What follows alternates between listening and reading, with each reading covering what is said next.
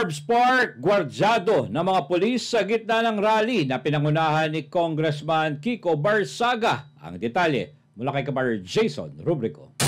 Linggo ng gabi ng higpitan ng mga otoridad ang seguridad sa paligid ng Forbes Park sa Makati City. Mahigpit na binantayan ng mga pulis ang bawat gate ng exclusive subdivision habang isinara naman sa mga motorista ang bahagi ng McKinley Road papasok ng Forbes. Ang dahilan, isang rally laban sa mga tiwaling politiko na pinangunahan mismo ni Cavite 4th District Representative Kiko Barzaga. Personal na inasikaso ni DILG Secretary John Vic Remulla ang seguridad at nakausap pa nito si Pangulong Ferdinand Marcos Jr. hinggil sa sitwasyon.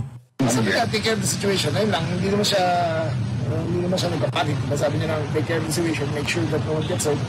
So, kaya nandito sila. Everybody has a right to air their grievances para hindi kami papayag sa anarchy, hindi kami papayag sa violence. Pasado alas 11 ng gabi nang dumating si Congressman Barzaga sa Buendia Gate ng Forbes Park kasama ang mga rallyista.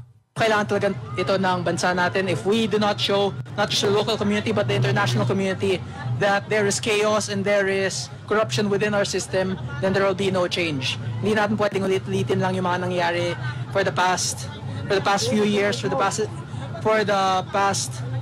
ever since Marcos sat down and Romualdez became speaker, lahat ng ito. This has only been getting worse and worse at hindi natin pwedeng hayaan lang ito. At some point, we have to say it has to stop. Gate ni Barzaga, sa Forbes Park nila idinaos ang protesta dahil dito umano nakatira ang mga magnanakaw sa kaban ng bayan, kabilang sina Martin Romualdez at Zaldico. Kasi dito yung mga magnanakaw, ito yung na-implicate na bahay ni Romualdez, ni Zaldico. So, ito yung mismong tinatarget namin. Ayaw naman namin mag-aya sa Nepal na susunugin yung parliamentary building because that will just end up causing more chaos in our government. Ang gusto lang namin, ang target lang namin yung mga magnanakaw, no one else, not the businessmen, not the good government officials. We just want our money back and the people imprisoned. At nang tanungin kung araw-araw na ba silang magpoprotesta, mariin ang naging sagot ng kongresista. Yes, every day. Pero yung bukas, yung next day, surprise, hindi ko sasabihin kung saan subdivision, hindi ko sasabihin kung ilan kami, hindi ko sasabihin kung ano oras. It's just surprise and sila na bahala.